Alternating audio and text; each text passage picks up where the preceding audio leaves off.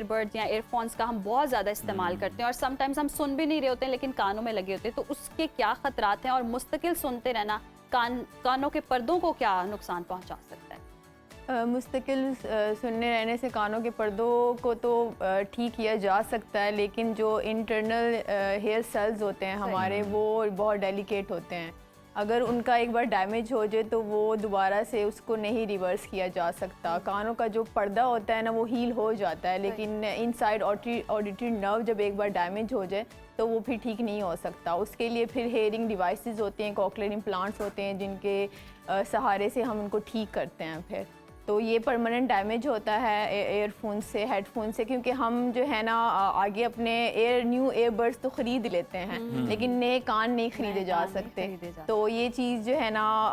लोगों में बिल्कुल लाइक इस बात की वो अवेयरनेस नहीं है कि वो ईयरबड्स लगा के रात को लगाते लगाते सो जाते हैं, उसके साथ उसका ख्याल नहीं रखते कि ये इनसाइड जो है नर्व्स को भी डैमेज कर देता है। रेडिएशंस होती हैं, बहुत ज़्यादा ख़तरनाक रेडिएशंस होती हैं, इंफ्रारेड रेडिएशंस होती हैं जो कि